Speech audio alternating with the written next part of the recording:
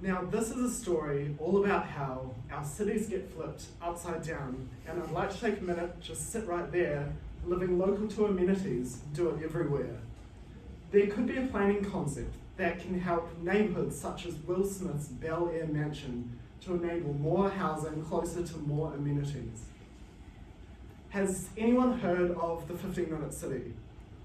What do you think? Can you get from A to B in 15 minutes? What about the 20-minute city, the 10, the 5? Hamilton City Council has the goal of becoming a 20-minute city, ka hai Hamilton, and across the ditch in Melbourne they're talking about a 10-minute city. So these cities have declared aspirations to become a 20 and 15-minute city, but has this concept got any use whatsoever? And should we utilise it?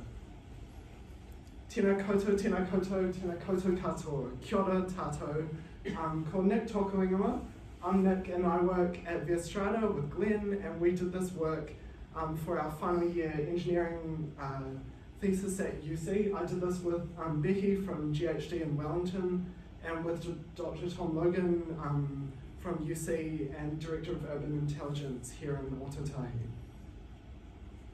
So this concept of the 15-minute city is that residents have close access to the things that they need within 20, 15 or X minutes of their home. Or residents are able to meet most of their needs within a short walk of home. We know that 20% of global CO2 emissions are from road vehicle fuel combustion, and many of those trips are only a few kilometres long. If we can switch those trips to walk, wheel and bike trips, that would make a substantial difference to our imperative climate goals.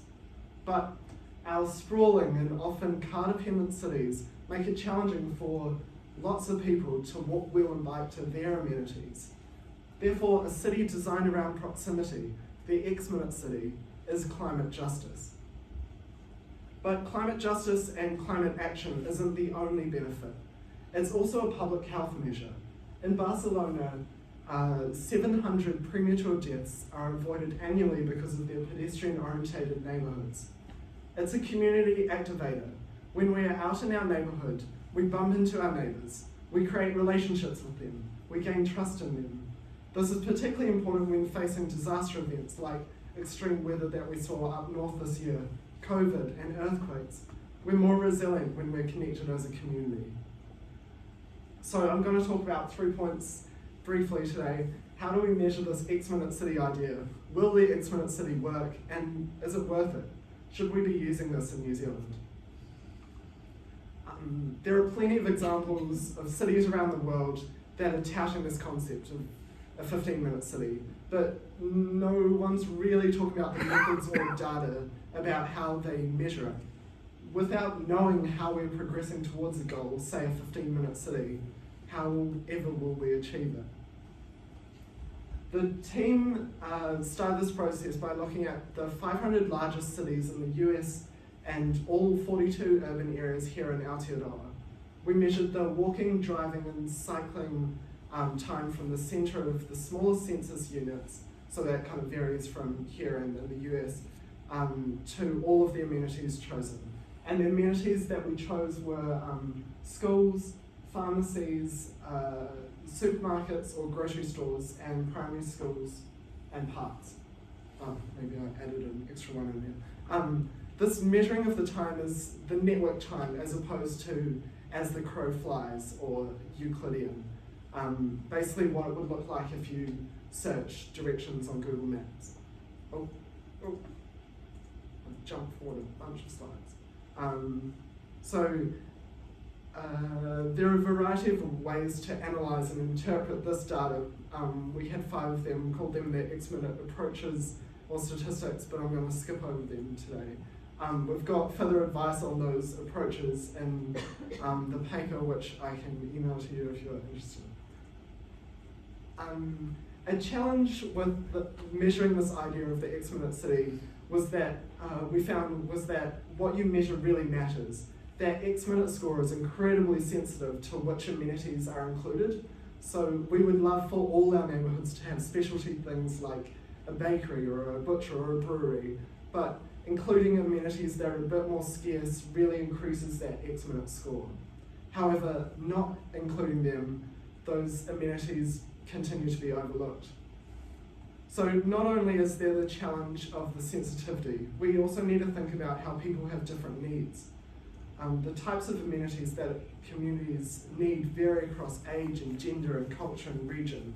As an example of that, in Paris, 94% of residents live within a 5-minute walk of a bakery. And in Mexico City, about 90% of residents live within a 5-minute walk of a taqueria, a taco stand. So wouldn't that be great? We need to create communities with a diverse range of uses to create vibrant multi-use cities and achieve urban renaissance. Otherwise, we may unintentionally create a type of community that only caters to one sort of person, say students or older adults.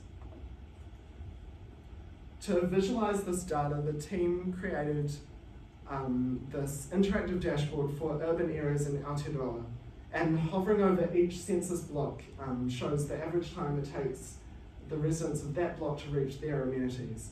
You can choose between walking, cycling and driving, and you can choose to focus on one specific amenity or all of them. So for walking, Christchurch is a 20-minute city to supermarkets. We have this tool and these methods to measure the X-minute city, but how do we know if it will actually work? Will we achieve the outcomes that we want?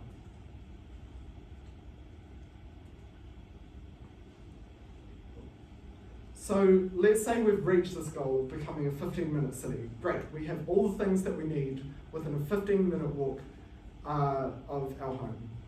But just because we've achieved this, will we still reap the benefits that come with neighbourhoods of proximity? The public health benefits, community cohesion, the reduced carbon emissions. It all depends on whether people will actually walk. So currently there is little evidence to suggest that a 20-minute or even a 15-minute city would get us walking. So what is an acceptable X?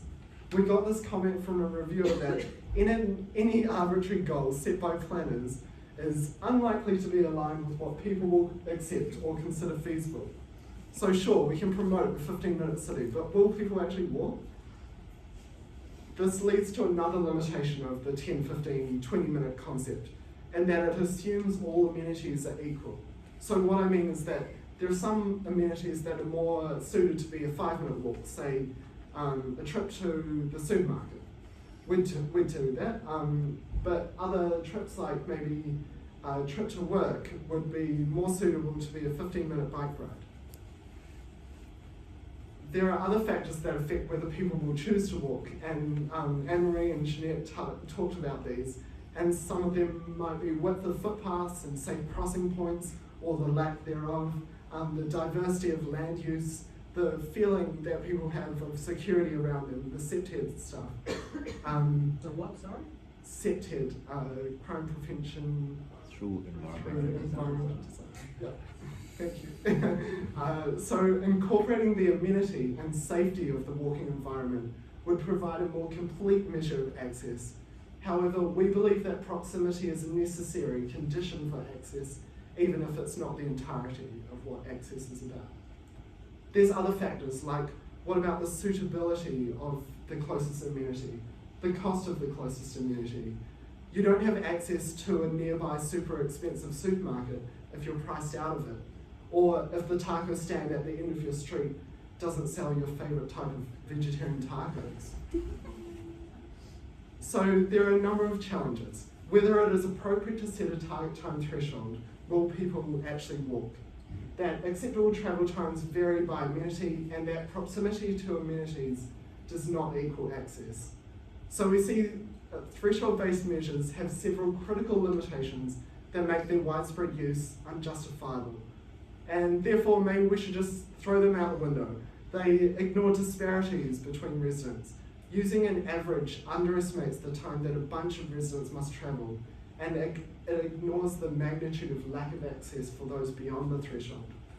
Threshold-based measures introduce this edge effect, which means that someone living 14 minutes and 59 seconds away has access, and someone living 15 minutes and 1 second away doesn't.